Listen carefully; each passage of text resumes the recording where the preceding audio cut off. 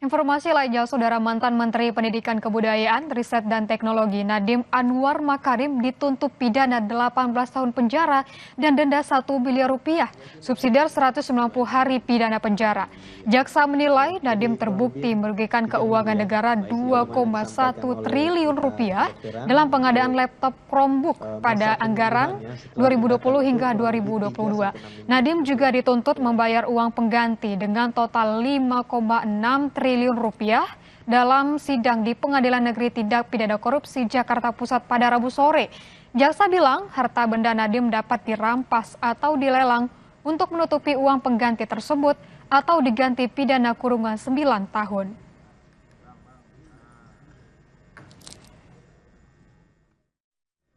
Menyatakan terdakwa Nadiem Anwar Makarim telah terbukti secara sah dan meyakinkan bersalah melakukan tindak pidana korupsi yang dilakukan secara bersama-sama. 2.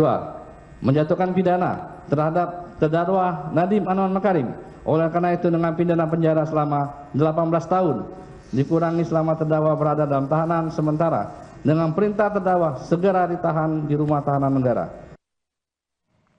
Nadiem mengaku kecewa dituntut 18 tahun penjara. Bahkan Nadiem mempertanyakan tuntutan yang diterima lebih berat dibanding pelaku kejahatan berat lainnya. Saya hari ini dituntut secara efektif dituntut 28 tahun. Rekor. Lebih besar dari berbagai kriminal-kriminal lain. Ya, 18 plus 9. Ya. Jadi 18 plus 9. Dan plus 9 itu adalah uang pengganti. Dan uang pengganti itu adalah jauh di atas harta kekayaan yang saya punya. Kenapa tuntutan saya lebih besar daripada pembunuh? Penuntutan saya lebih besar daripada teroris. Nah, ini mungkin adalah karena di dalam alur persidangan ini sudah terang benderang bahwa saya tidak bersalah. Usai jeda, Kompas Pagi akan kembali dengan informasi libur panjang kereta cepat Wush diserbu calon penumpang. Tetaplah bersama kami.